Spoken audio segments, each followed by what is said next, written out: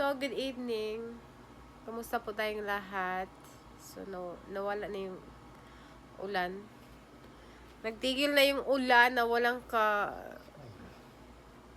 hinto-hinto for almost 4 days. So, 4 days din kami hindi nakapag-jogging ni Keno. And then, tumaba-taba na konti. Pero okay lang. Carry pa rin. So, babawi na lang tayo sa next month.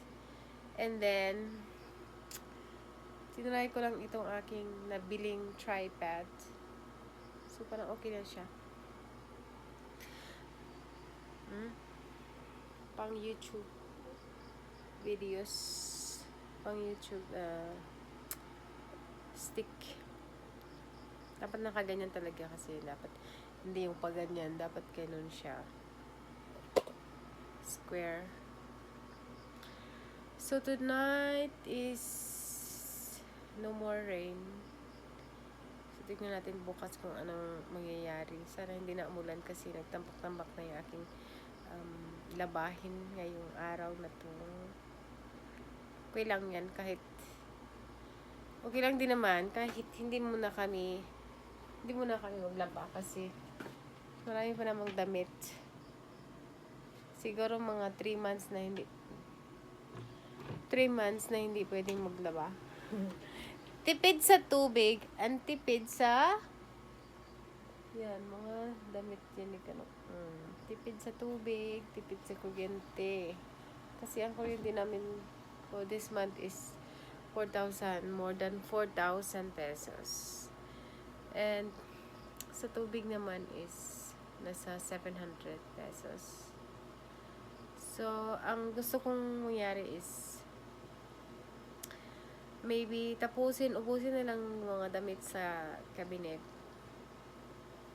And then we can wash our clothes.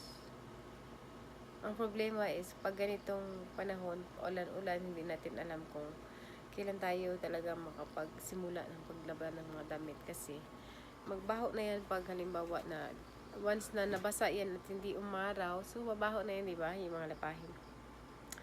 So guys, maybe matutulog na kami or manonood ng movie. Medyo late na. Kaso paano tayo makakatulog nito kasi nga nagising tayo kaninang umaga is nasa 9 AM na. Alas 9 na talaga kami nagising. Pero na-late si Kano ng gising kasi mga 30 minutes. Pero okay lang yun kasi wala naman kaming trabaho and work at home man siya. So okay lang sa akin yan kahit anong oras siya magising. Ako naman, wala naman akong trabaho for work. Wala akong trabaho, wala akong ginagawa. Ewan ko. Magluto lang ako, makain, matulog, magpahinga. Kasi nga, ay, paano ako makapagtrabaho kasi hindi naman ako government employee. At saka, ang trabaho ko noon is trabaho is OFW. So, kaya nga, pag may chance na makabalik ako sa abroad is pipiliin ko pa rin yung Hong Kong kasi doon ako bit ko talaga magtrabaho kasi malaki ang sahod. Pero hindi na siguro ako magtrabaho guys kasi nandito na yung asawa ko. Okay. Bye-bye! Okay.